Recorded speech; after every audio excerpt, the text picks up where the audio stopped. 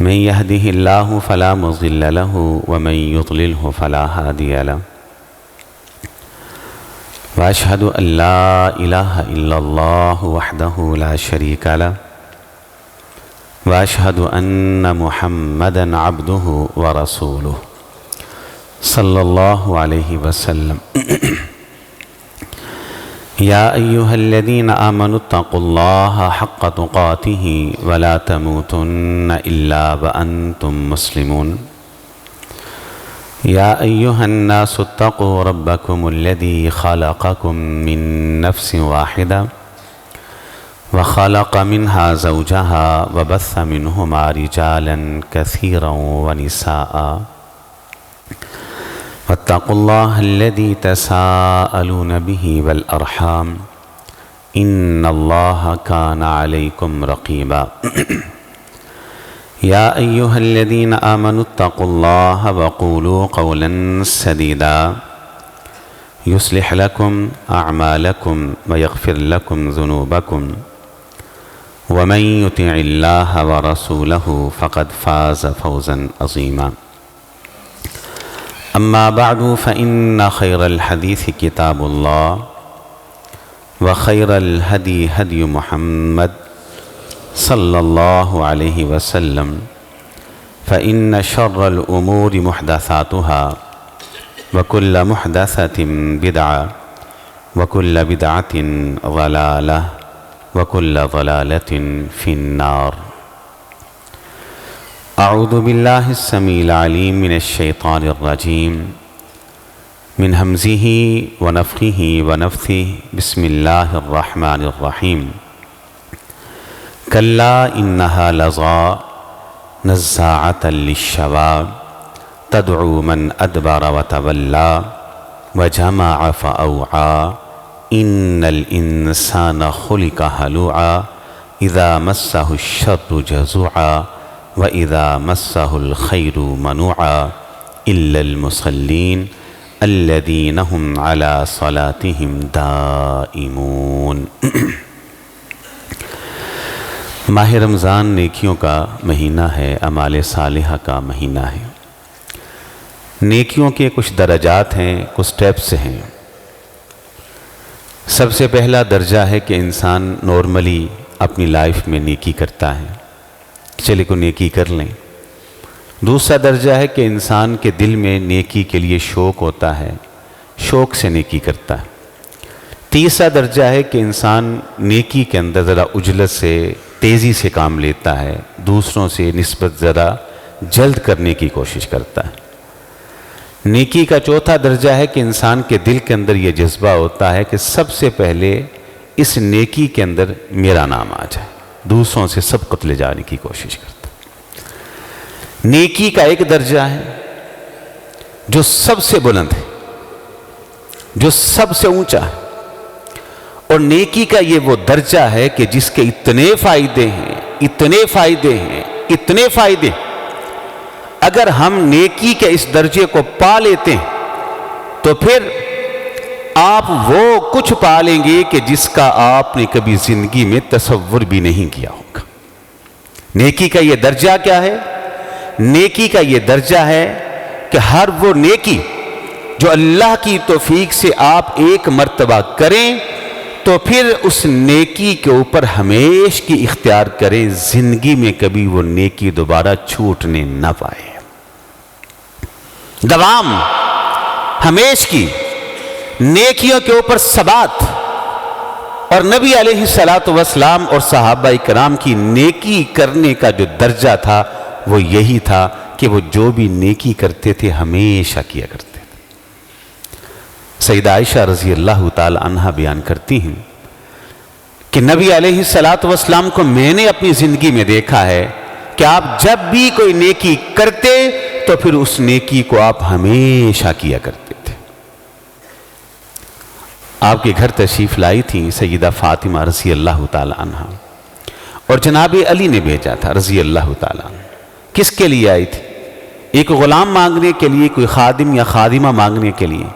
تو آپ علیہ السلام گھر تشریف لائے تو آ کر کیا کہا تھا کہ رات بستر پر جب آؤ تو سونے سے پہلے 33 مرتبہ سبحان اللہ، 33 مرتبہ الحمدللہ، 34 مرتبہ اللہ اکبر پڑھ لیا کرو۔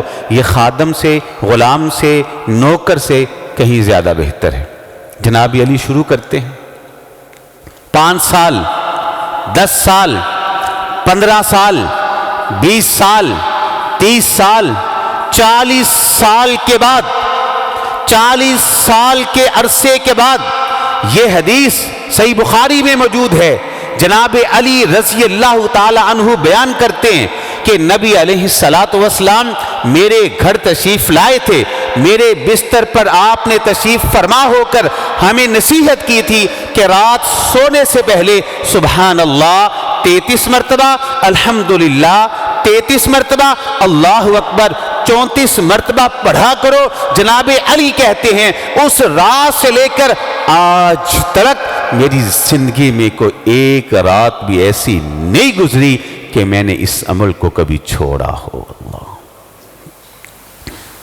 پوچھنے والا پوچھتا ہے سیدنا علی بن ابی طالب رضی اللہ تعالی عنہ سے کہ جناب علی 40 سال گزر چکے ہیں، کیا جنگ جمل اور جنگ صفین کی رات بھی آپ نے یہ وظیفہ کیا تھا؟ تو جناب علی رضی اللہ تعالی عنہ جواب دیتے ہیں کہ جی ہاں، جنگ جمل اور جنگ صفین کی رات بھی میں نے یہ وظیفہ کیا تھا۔ اللہ، یہ درجہ ہے نیکی کا، ہمیشہ کی تسلسل، یہ تسلسل ٹوٹنے نہ پائے۔ ایک صحابی ہیں جن کا نام ہے عبداللہ بن عمر رضی اللہ تعالی عنہما، وہ کہتے ہیں میرے دل میں ایک خواہش تھی، ایک تمنا تھی، اور خواہش کیا تھی؟ چھوٹا سا تھا، 13 یا 14 سال کی عمر تھی۔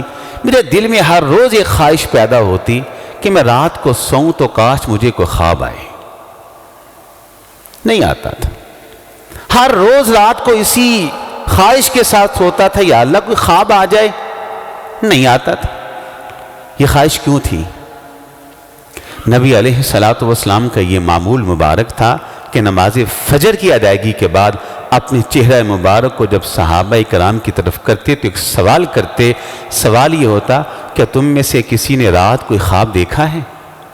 اب جس نے خواب دیکھا ہوتا وہ بیان کر دیتا، آپ اس کی تعبیر بیان کرتے۔ عبداللہ کہتے میں چھوٹا سا تھا، 13-14 سال کی عمر تھی، میں یہ منظر دیکھتا تھا نا، یہ ماحول دیکھتا تھا فجر کی نماز کے بعد، میرے دل کے اندر تڑپ ہوتی ہے اللہ مجھے بھی کوئی خواب آئے، فجر کی نماز کے بعد میں بھی خواب بیان کروں اور آپ مجھ کو اس کی تعبیر کر دیں۔ کہتی ہیں خواب نہیں آتا تھا، لیکن بہرحال ایک دن ایسا ہوا کہ مجھے خواب آ گیا، لیکن حیا کا زمانہ تھا، ادب کا دور تھا۔ کہتے صبح ہی فجر کی نماز پڑھی، صحابہ اکرام تھے، بڑے بڑے کبار موجود تھے، مجھے شرم آئی، میں اپنا خواب بیان نہ کر سکا، میں بھاگا اللہ کے رسول کے گھر پہنچا علیہ السلام۔ میں نے باجی صفیہ رضی اللہ تعالیٰ عنہ جو کہ میری باجی تھی، بہنہ تھی، میں نے خواب ان کو بیان کیا کہ آپ تعبیر پوچھ دیں۔ حفصہ تھی، انہوں نے تعبیر پوچھی تو آپ نے خواب سنا اور تعبیر بیان کی۔ کہا حفصہ عبداللہ کو کہہ دینا کہ اس خواب کی تعبیر یہ ہے کہ عبداللہ بہت اچھا ہے، بڑا اچھا بچہ ہے، اے کاش کہ عبداللہ تہجد کی نماز بھی پڑھا کرے۔ 13 سال کی عمر میں حضرت حفصہ رضی اللہ تعالی عنہا، انہوں نے کہا عبداللہ ادھر آ، میں نے تیرا خواب سنایا تھا، اللہ کے رسول نے کہا عبداللہ بہت اچھا ہے، کاش عبداللہ تہجد کی نماز پڑھے۔ تعبیر سنی، 13 سال کی عمر میں نماز تہجد کا آغاز کیا، 80 سال سے زیادہ عمر پائی، 80 سال سے زیادہ عمر پائی۔ صحیح بخاری کے اندر موجود ہے، کہتے ہیں جس دن سے نبی علیہ السلام نے اس خواب کی تعبیر بیان کی کہ عبداللہ اچھا بچہ ہے، کاش یہ تہجد کی نماز پڑھے، اس دن سے لے کر موت کے دن تک ایک رات بھی ایسی نہیں گزری کہ عبداللہ نے تہجد کی نماز چھوڑی ہو۔ نیکیوں کے اندر یہ معیار پیدا کرنا ہے، تسلسل، ہمیشہ کی یہ سلسلہ ٹوٹنے نہ پائے۔ ماہ رمضان ہر سال ہمیں یہی سبق، یہی درس دینے کے لیے آتا ہے۔ اب سن لیجئے کہ جب انسان ہمیشہ نیکیاں کرتا ہے تو اس کے فوائد کیا ہوتے ہیں۔ وقت ہمارے پاس مختصر ہے۔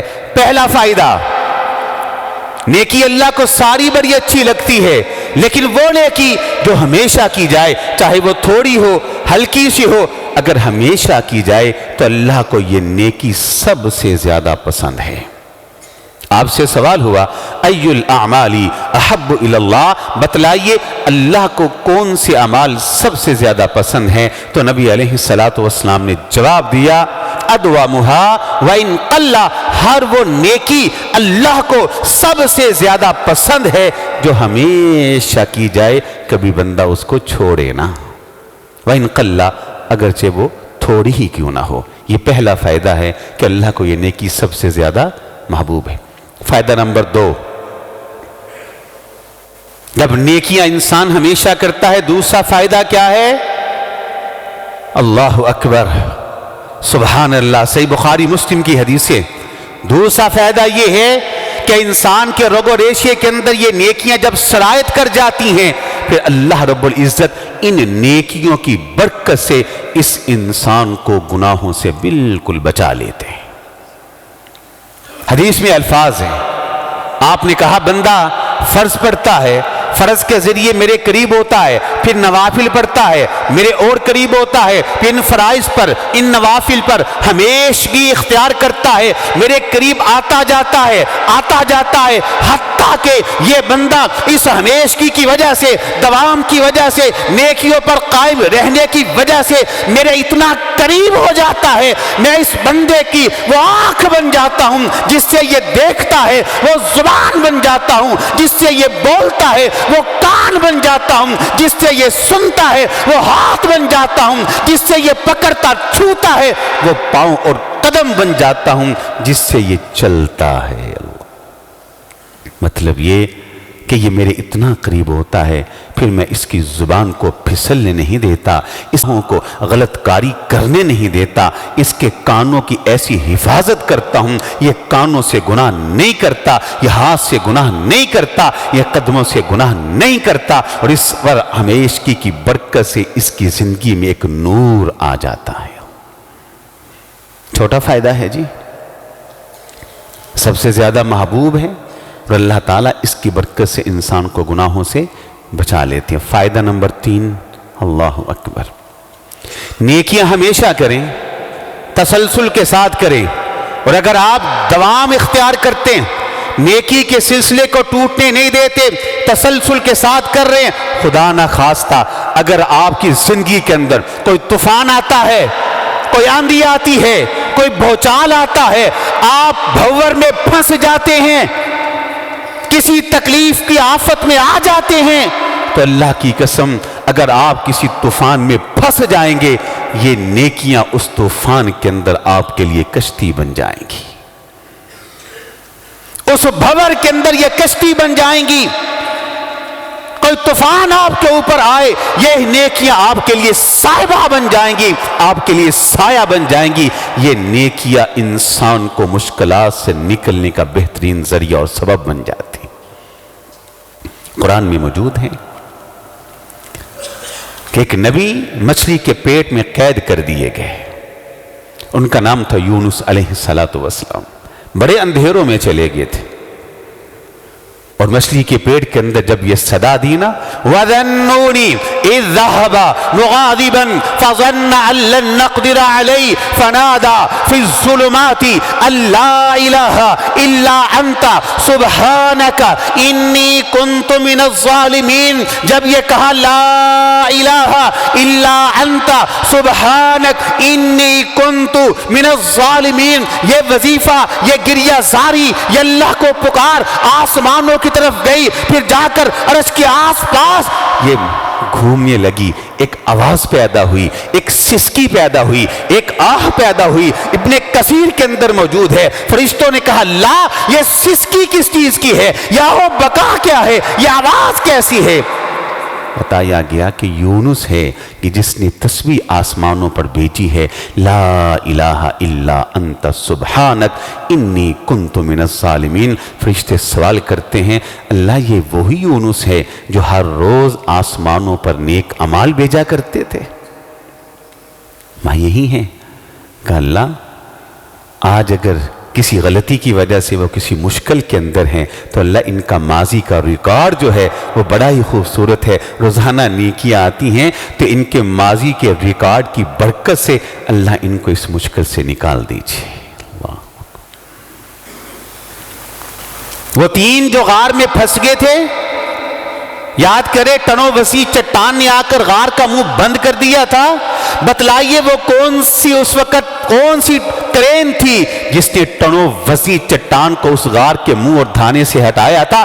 نیک اعمال تھے، ایک کے پاس پاک دامنی تھی، ایک کے پاس امانت داری تھی، اور ایک انسان کے پاس والدین کی خدمت کا عمل تھا۔ ان نیکیوں کی برکت سے بتائیے وہ لوگ سارے کے سارے تینوں اس مصیبت سے نکلے کہ نہیں نکلے تھے؟ تسلسل کے ساتھ نیکیاں کرنے کا بڑا فائدہ یہ ہوتا ہے کہ انسان کی زندگی کے اندر مشکلات آتی ہیں، یہ نیکیاں انسان کو مشکل سے بچا لیتی ہیں۔ فائدہ نمبر 4، اللہ اکبر، یہ صرف آپ کی حفاظت کرتی ہیں۔ تسلسل کے ساتھ جب نیکیاں کرتی ہیں، کیا یہ آپ کو مصیبت سے بچاتی ہیں؟ کیا یہ آپ کی حفاظت کرتی ہیں؟ نہیں۔ قرآن کے اندر تو یہ صاف موجود ہے کہ جو انسان ہمیشہ نیکی کرتا ہے، تسلسل کے ساتھ نیکی کرتا ہے، اللہ کی قسم اس عمل کی برکت سے انسان کی حفاظت نہیں ہوتی، بلکہ اللہ تعالیٰ اس کے مال اور اس کی اولاد کی بھی حفاظت کرتے ہیں، اس کی اولاد کی بھی حفاظت ہوتی ہے۔ 2 پیغمبر تھے، 2 نبی تھے، 2 رسول تھے، دونوں نکلے جنگلات سے ہوتے ہوئے، صحراؤں سے ہوتے ہوئے، ریگستانوں سے ہوتے ہوئے، سمندری سفر کرتے کرتے کرتے کرتے یہ دونوں نبی ایک بستی میں پہنچتے ہیں۔ اس بستی کے لوگوں سے جا کر کہتے ہیں کوئی مہمان نوازی کرو، کوئی ضیافت کرو، وہ کھانے کے لیے کچھ نہیں دیتے۔ وہاں ایک دیوار گری پڑی تھی، حضرت خاضر، نام خاضر ہے لیکن اردو میں خضر پڑھتے ہیں، اس دیوار کو کھڑا کرنا شروع کر دیتے ہیں۔ جناب موسیٰ اعتراض کرتے ہیں یہ بیچارے کم ظرف لوگ جو مہمان نوازی کے اصول بھی نہیں جانتے، انہوں نے کھانے کے لیے کچھ نہیں دیا اور آپ ان کی گری ہوئی دیوار کو کھڑا کر رہے ہیں۔ حضرت خاضر نے جواب دیا یہ دیوار نہیں ہے، یہ حفاظتی دیوار ہے، اس دیوار کے نیچے ایک خزانہ ہے، اس دیوار کے ذریعے جس کی حفاظت ہو رہی ہے۔ حضرت موسیٰ نے پوچھا تھا کہ جو خزانہ ہے وہ کس کا ہے، اس خزانے کی حفاظت کیوں ہو رہی ہے؟ حضرت خاضر نے جواب دیا تھا اس بستی کے اندر 2 بچے ہیں، 9 عمر ہیں، چھوٹے ہیں، ان کے والد فوت ہو چکے ہیں، دونوں یتیم ہیں، اس باپ نے اس دیوار کے نیچے ایک خزانہ رکھا ہے، یہ دیوار گرتی ہے، اللہ پھر اس کو کھڑا کر دیتے ہیں، مال کی بھی حفاظت ہو رہی ہے، بچوں کی بھی حفاظت ہو رہی ہے۔ سبب پوچھا کہ بتلائیے اس مال کی حفاظت کو اللہ نے اپنے ذمے لیا ہے، کیوں حفاظتیں ہو رہی ہیں، بچوں کی حفاظت کیوں ہو رہی ہے؟ تو جواب آیا کانا ابوہما صالحا، اس کی وجہ یہ ہے کہ ان دونوں یتیم بچوں کا باپ بڑا نیک تھا، اس کی نیکی کا یہ اثر ہے کہ اس کے چلے جانے کے بعد بھی اس کے مال کی حفاظت ہو رہی ہے۔ ٹھیک ہے مال کی حفاظت کے لیے تجوریاں بنانا ممانعت نہیں ہے، مال کی حفاظت کے لیے ایسی جگہ پہ لوکر بنانا کہ جہاں کوئی چور آپ کے مال تک نہ پہنچ سکے، اچھی باتیں بنائیں، اسلام منع نہیں کرتا، لیکن میں کہوں گا اگر آپ چاہتے ہیں آپ کی مال کی حفاظت ہو، وہ گری دیوار پھر کھڑی ہو جائے، آپ کی اولاد کی حفاظت ہو، تو نسخہ جو قرآن نے بتلایا ہے وہ کیا ہے؟ یہ جو نیکی کا سلسلہ آپ نے رمضان میں شروع کیا ہے، اس سلسلے کو زندگی میں کبھی ٹوٹنے نہ دینا۔ اس کی برکت سے اللہ تعالیٰ انشاءاللہ الرحمن آپ کو اور آپ کی اولاد کو اور آپ کے مال کو اللہ محفوظ کر دیں گے۔ چھوٹا فائدہ ہے جی۔ فائدہ نمبر 5، تسلسل کے ساتھ جو انسان نیکی کرتا ہے، جائیے اس فقیر کی بات کو لکھ لیں اور نوٹ کر لیں، دل پہ لکھ لیں۔ اللہ کی قسم اٹھا کے کہتا ہوں، قسم کے جتنے الفاظ سے میں اٹھانے کے لیے تیار ہوں، اس دنیا کے اندر کسی خوراک میں، کسی فروٹ میں، کسی پھل میں، کسی سبزی میں، کسی میڈیسن میں، کسی گولی میں، اس دنیا کے اندر کسی چیز کے اندر انسانی جسم اور وجود کے لیے وہ توانائی نہیں، وہ طاقت نہیں، وہ قوت نہیں، وہ انرجی نہیں ہے۔ جو طاقت، جو قوت، جو انرجی اللہ تعالیٰ نے انسانی جسم کے لیے نیکیوں میں رکھی ہے۔ اللہ اعمال صالحہ سے انسانی وجود کو جو قوت ملتی ہے، توانائیاں ملتی ہیں، جو طاقتیں ملتی ہیں، اللہ کی قسم اٹھا کے کہتا ہوں، اس کائنات کے اندر انسانی جسم کے لیے کسی گندم کے اندر، کسی پھل کے اندر، کسی فروٹ کے اندر، کسی کیپسول کے اندر، کسی دوائی کے اندر وہ انرجی نہیں ہے جو انرجی انسانی جسم کے لیے اللہ نے نیکی کے اندر رکھی ہے۔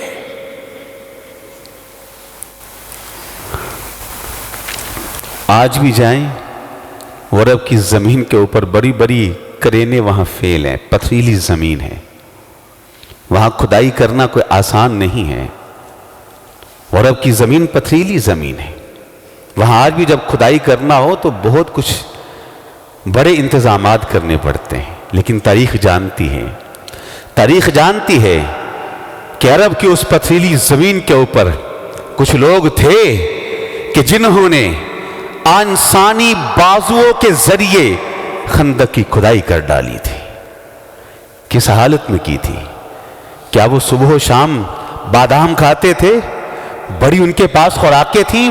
نہیں، تاریخ جانتی ہے کہ اس وقت کے امام، نبی، رسول اور پیغمبر نے اپنے پیٹ کے اوپر 2 پتھر باندھے تھے، کھانے کے لیے کچھ نہیں تھا، اور کھدائی کرنے والوں نے اپنے پیٹ کے اوپر پتھر باندھے تھے۔ 24 گھنٹے میں کھانے کے لیے 1 کھجور ملتی تھی۔ خندق کی کھدائی کی تنووسی چٹان حائل ہوتی ہے، تاریخ جانتی ہے کہ میرے نبی نے پیٹ پر 2 پتھر باندھے، اس حالت کے اندر آئے اور تنووسی چٹان پر کدال کو مارا اور اس کو ریزہ کر دیا تھا۔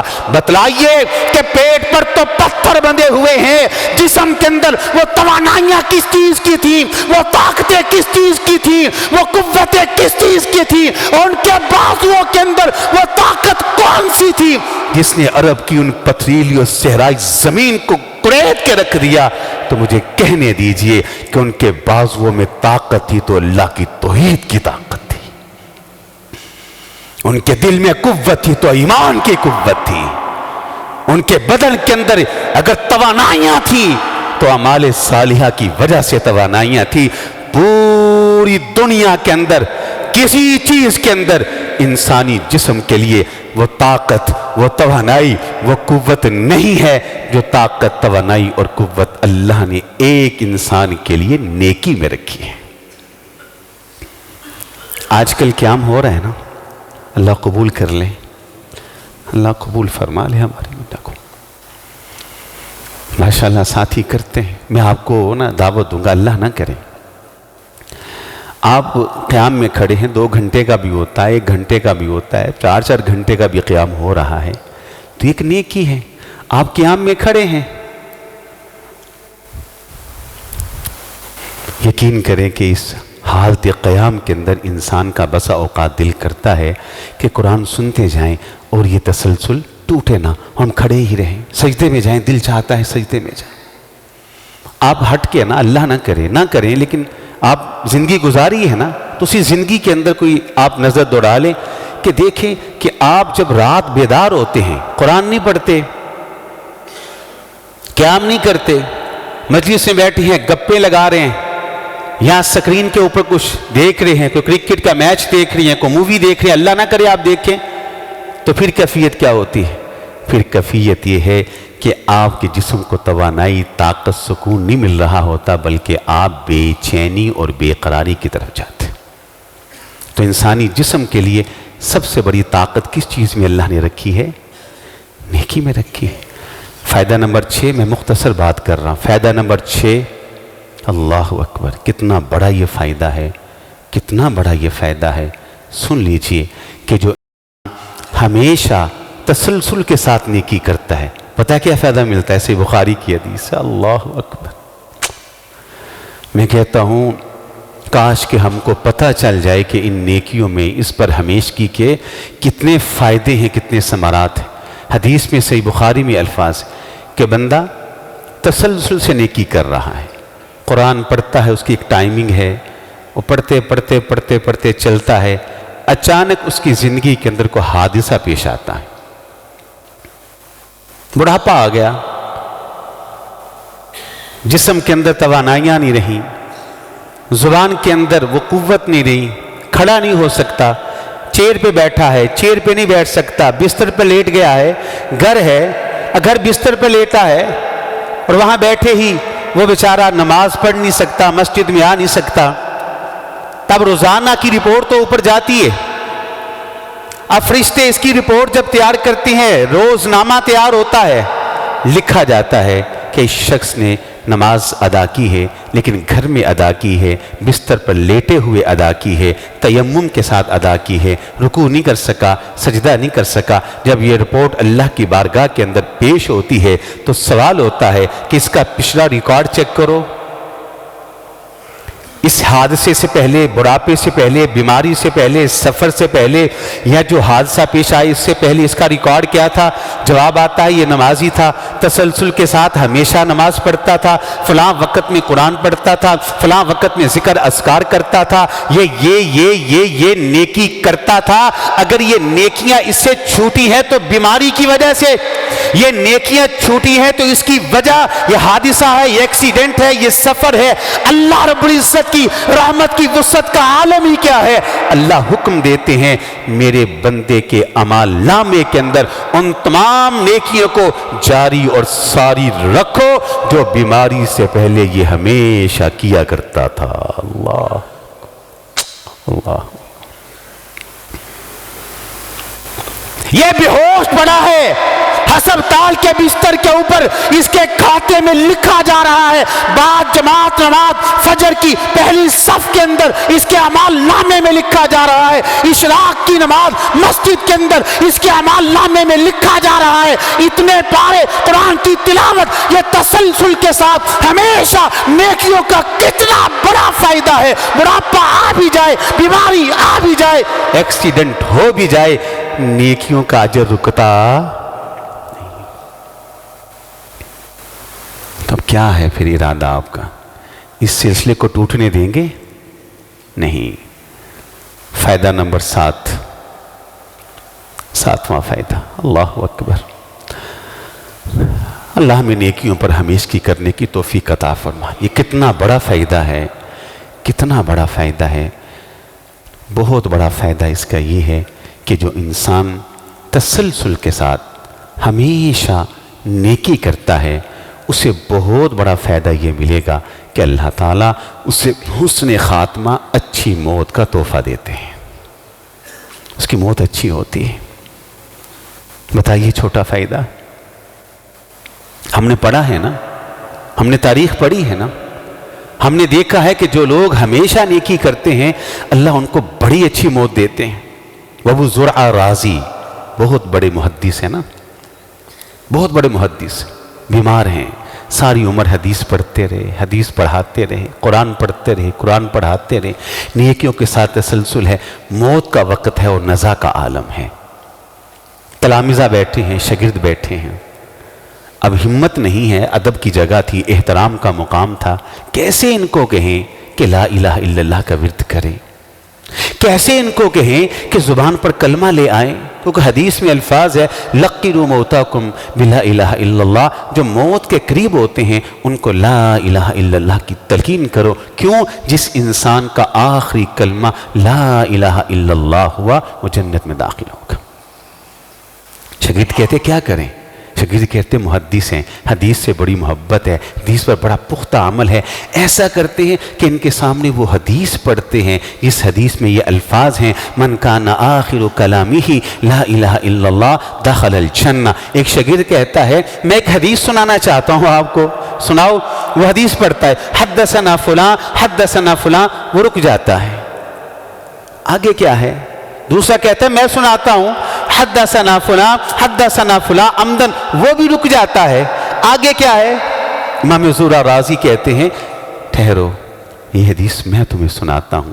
ان کو سہارا دے کر بٹھایا جاتا ہے، بیٹھتے ہیں، پھر وہ حدیث کی سند پڑھتے ہیں، ہم کو حدیث بیان کی فلاں نے، ہم کو حدیث بیان کی فلاں نے، ہم کو حدیث بیان کی فلاں نے، چلتے چلتے چلتے چلتے صحابی پر پہنچتے ہیں کہ فلاں صحابی نے حدیث بیان کی۔ وہ کہتے ہیں نبی علیہ الصلاۃ والسلام نے ارشاد فرمایا، کیا ارشاد فرمایا؟ من کانا آخر کلامہ لا الہ الا اللہ، من کانا آخر کلامہ لا الہ الا اللہ۔ راوی کہتے ہیں ابھی زبان پر یہی آیا تھا لا الہ الا اللہ، مسکرائے وہیں پہ فوت ہو گئے۔ اللہ، داخل الجنہ نہیں کہا، مسکرا کے۔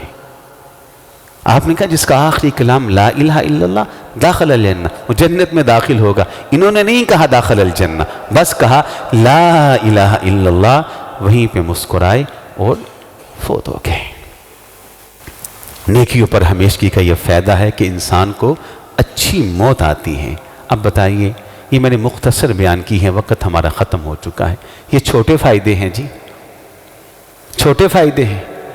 اب مجھے علم نہیں کہ آئندہ جمعہ وہ عید کا دن ہوگا یا اللہ رب العزت 30واں روزہ کریں گے، لیکن میں نے اس لیے اس موضوع کو بیان کیا ہے کہ اس عہد کے ساتھ اٹھیں، اس عزم کے ساتھ اٹھیں کہ انشاءاللہ ہم نیکیوں کے اس سلسلے کو اپنی زندگی میں اب ٹوٹنے وعدہ کرتی ہے اللہ سے کہ اللہ انشاءاللہ یہ نماز سے رشتہ ٹوٹنے نہیں پائے گا، یہ قرآن سے تعلق ٹوٹنے نہیں پائے گا، یہ قیام اللیل سے تعلق ٹوٹنے نہیں پائے گا، یہ صدقہ خیرات سے تعلق ٹوٹنے نہیں پائے گا، یہ ذکر اذکار سے تعلق ٹوٹنے نہیں پائے گا، یہ مسجد سے رشتہ ٹوٹنے نہیں پائے گا۔ اس عزم کے ساتھ اٹھیے کہ اللہ انشاءاللہ اب موت تک میں نیکیوں کے ساتھ اپنے رشتے کو مضبوط کر کے رکھوں گا، ٹوٹنے نہیں دوں گا۔ اللہ عمل کی توفیق عطا فرما دے۔ جزاک اللہ۔ ٹھیک ہے جی، میں کر دینا۔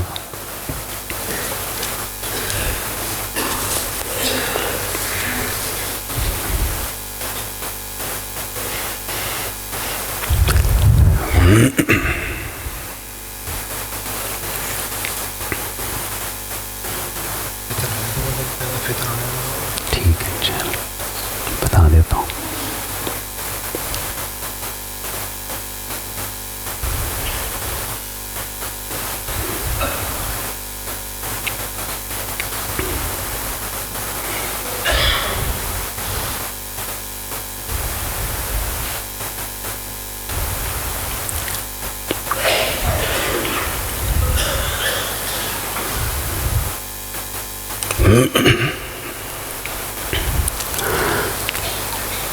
ان الحمد للہ نحمده ونستعینه ونستغفره ونعوذ باللہ من شرور انفسنا ومن سیئات اعمالنا من يهده الله فلا مضل له ومن يضلل فلا هادي له واشهد ان لا اله الا الله وحده لا شريك له واشهد ان محمدا عبده ورسوله صلی اللہ علیہ وسلم۔ یا ایہا الذین آمنوا اتقوا اللہ حق تقاتہ ولا تموتن الا وانتم مسلمون۔ یا ایہا الناس اتقوا ربکم الذی خلقکم من نفس واحدہ وخلق منها زوجها وبث منہما رجالا کثیرا ونساء واتقوا اللہ الذی تساءلون به والارحام ان اللہ کان علیکم رقیبا۔ یا ایہا الذین آمنوا اتقوا اللہ وقولوا قولا سدیدا یصلح لکم اعمالکم ویغفر لکم ذنوبکم ومن یطع اللہ ورسولہ فقد فاز فوزا عظیما۔ أما بعد فإن خير الحديث كتاب الله وخير الهدي هدي محمد صلى الله عليه وسلم فإن شر الأمور محدثاتها وكل محدثة بدعة وكل بدعة ضلالة وكل ضلالة في النار. أعوذ بالله السميع العليم من الشيطان الرجيم من همزه ونفخه ونفثه. بسم الله الرحمن الرحيم. تدعو من أدبر وتولى وجمع فأوعى إن الإنسان خلق هلوعا إذا مسه الشر جزوعا وإذا مسه الخير منوعا إلا المصلين الذين هم على صلاتهم دائمون. آج کے خطبہ جمعہ کا خلاصہ یہ ہے کہ نیکیوں کے درجات ہیں، ان میں سے سب سے اعلیٰ درجہ یہ ہے کہ نیکیوں کو ہمیشہ کیا جائے. تو انشاءاللہ آپ نے نیکیوں کو کیا کرنا ہے؟ ہمیشہ. اس کے موٹے موٹے فائدے جو میں نے گنوائے کہ یہ نیکی اللہ کو سب سے زیادہ پسند ہے، یہ انسان کو اللہ کے قریب کر دیتی ہے.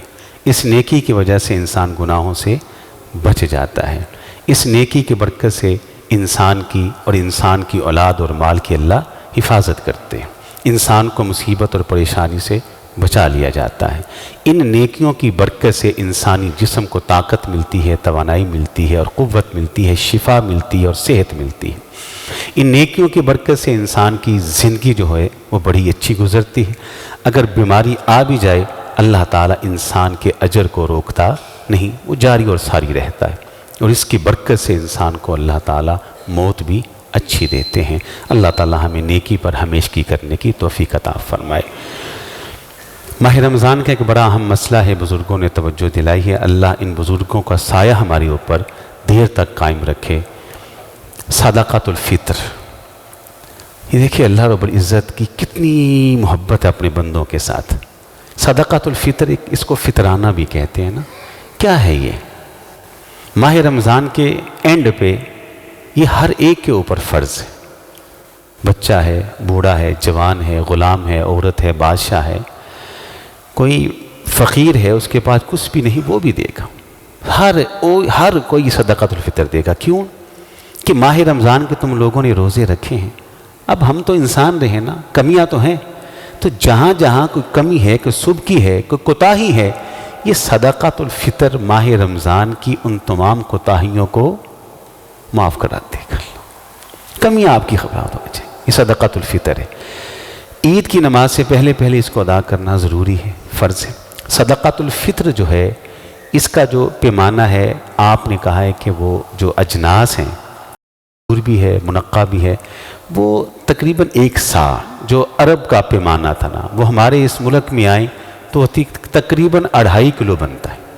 تو آپ اپنے کھانے کے حساب سے، کوئی اچھا کھانا انسان سارا سال کھاتا ہے تو اپنے کھانے کا حساب لگا کے اسی حساب سے وہ صدقۃ الفطر دے. جنس بھی دے سکتے ہیں آپ، گندم دے لیں، کھجور دے لیں، یا پھر منقع دے لیں، جائز ہے. تو اگر آپ قیمت دینا چاہیں تو بعض علماء تو ہیں جو کہتی ہیں قیمت جائز نہیں، آپ صرف جنس ہی دیں گے. ہم ان کے اس موقف کی بڑی قدر کرتے ہیں، ہم عزت کی نگاہ سے دیکھتے ہیں. لیکن کثیر تعداد میں علماء ہیں کہ جنہوں نے امت کی آسانی کے لیے یہ بھی کہا ہے کہ آپ ان کی قیمت بھی دے سکتے ہیں. دونوں ہی موقف موجود ہیں. قیمت بھی دینا چاہیں تو آپ دے سکتے ہیں. اب قیمت علماء کرام نکال دیتے ہیں، لیکن وہ عام لوگوں کو سامنے رکھ کے قیمت نکالتے ہیں کہ اتنے دے دیں. آپ کو چاہیے کہ آپ اپنے کھانے کا خود اندازہ کریں. اگر کوئی بھائی بہت اچھا کھانا سارا سال کھاتا ہے تو اس کو چاہیے کہ صدقۃ الفطر بھی اچھا ہی دے. اگر کوئی تھوڑا نارمل کھانا کھاتا ہے تو اس کو چاہیے صدقۃ الفطر وہ نارمل دے. ہاں جو مزدور لوگ ہیں، جو ایسے لوگ ہیں کہ جو نارمل سے بھی نیچے عام خوراک کھاتے ہیں، تو ان کے لیے پھر علماء فتویٰ دیتے ہیں کہ وہ عام خوراک کے حوالے سے صدقۃ الفطر دے دیں. بہرکیف عید کی نماز سے پہلے صدقۃ الفطر ہر فرد کی طرف سے 1 سا یعنی 2.5 کلو، وہ کھجور ہو، وہ منقع ہو، وہ گندم ہو، وہ جو اجناس ہیں ان میں سے دینا یہ فرض ہے، یہ ضروری ہے. اللہ تعالی ہماری تمام اعمال کو اپنی بارگاہ میں قبول و منظور فرما لے. دعاؤں کی درخواستیں آئی ہیں. یہ بھائی ان کی بیٹی بیمار ہے، دعا کی درخواست کی ہے، دعا کریں اللہ ان کو شفائے کاملہ عاجلہ عطا فرمائے۔ ہمارے ایک بھائی ہیں، انہوں نے دعا کی درخواست کی ہے، ان کی والدہ بیمار ہیں، دعا کر دیں اللہ ان کو بھی شفائے کاملہ عاجلہ۔ سب کے لیے دعا کریں۔ ماہ رمضان ہے، برکتوں اور رحمتوں سے بھرپور ساعتیں ہیں۔ اللہم اغفر لنا وللمؤمنین والمؤمنات والمسلمین والمسلمات اللہم انک عفو کریم تحب العفو فاعف عنا فاعف عنا فاعف عنا یا اللہ فاعف عنا یا اللہ فاعف عنا یا رحیم فاعف عنا یا کریم فاعف عنا یا ارحم الراحمین فاعف عنا یا اکرم الاکرمین فاعف عنا یا ذی الجلال والاکرام فاعف عنا یا رحمان فاعف عنا یا رحمان فاعف عنا یا رحمان اللہم تقبل منا صیامنا اللہم تقبل منا صیامنا اللہم تقبل منا قیامنا اللہم تقبل منا صلاتنا اللہم تقبل منا سائر اعمالنا اللہم تقبل منا سائر اعمالنا اللہم اعتق رقابنا من النار اللہم اعتق رقابنا من النار اللہم اعتق رقابنا من النار اللہم اعتق رقاب آبائنا من النار اللہم اعتق رقاب امہاتنا من النار اللہم اعتق رقاب امہاتنا من النار اللہم انا نسألک الہدى والتقى والعفاف والغنى اللہم انا نسألک الہدى والتقى والعفاف والغنى اللہم لا تحرمنا اجر شہر رمضان اللہم لا تحرمنا اجر شہر رمضان اللہ ہماری بھوک کو قبول کر لے، اللہ ہماری پیاس کو قبول کر لے، اللہ ہمارے روزوں کو قبول کر لے، اللہ ہمارے قیام کو قبول کر لے، اللہ قرآن کی تلاوت کو قبول کر لے، اللہ جو ٹوٹی پھوٹی عبادت یہ کی اللہ اپنی بارگاہ میں قبول فرما لے، اللہ ہماری گردنوں کو جہنم سے آزاد کر دے، اللہ ہماری گردنوں کو جہنم سے آزاد کر دے، اللہ ہمارے آباء ہماری امہات اللہ سب کی گردنوں کو جہنم سے آزاد کر دے، اللہ ہمیں ان لوگوں میں شامل فرما لیجئے کہ جن کی گردنوں کو آپ جہنم سے آزاد کرتے ہیں، اللہ ہمیں نیکیوں پر ہمیشگی اختیار کرنے کی توفیق عطا فرما، اللہ نیکیوں پر دوام اختیار کرنے کی توفیق عطا فرما، اللہ میں آپ سے درد دل سے دعا کرتا ہوں، اللہ زندگی دینا تو ایمان والی زندگی دینا، تقوی والی زندگی دینا، نیکی والی زندگی دینا، اللہ موت آئے تو ایمان کی بہترین حالت میں موت آئے، اللہ مظلوم فلسطینیوں کی مدد فرما، اللہ مظلوم کشمیریوں کی مدد فرما، اللہ مسلمان جہاں جہاں مظلوم پریشان ہے اللہ وہاں وہاں ان کی تائید و نصرت فرما، اللہم اعز الاسلام والمسلمین اللہم اعز الاسلام والمسلمین اللہم اذل الشرک والمشرکین اللہم اذل الکفر والکافرین اللہم علیک بالیہود اللہم علیک بالہنود اللہم علیک بالکفار اجمعین اللہم اہلک الظالمین بالظالمین اللہم اہلک الظالمین بالظالمین اللہم اہلک الظالمین بالظالمین اللہ جمیع کائنات کے ایمان والے توحید والے جو اس دنیا سے جا چکے ہیں اللہ سب کے گناہوں کو معاف کر دے، اللہ سب کی قبروں کو جنت کے باغ اور باغیچے بنا دے، اللہ سب کو علیین کے اندر اونچا اور بلند مقام اور مرتبہ عطا فرما دے، اللہ میں آپ سے دعا کرتا ہوں اللہ لا الہ الا اللہ ہم سب کی زبان کا آخری ورد اور وظیفہ بنا دینا، اللہ ہم سب کی زبان کا آخری کلمہ اور کلام بنا دینا، اللہ ہم سب بھی قبر میں جائیں تو عقیدہ توحید کے ساتھ قبر میں جائیں، اللہ ہم سب بھی قبر میں جائیں تو ایمان کے ساتھ قبر میں جائیں، اللہ ہم سب قبر میں جائیں تو اللہ بخشش نامہ ساتھ لے کے قبر میں جائیں، ربنا آتنا فی الدنیا حسنہ وفی الآخرۃ حسنہ وقنا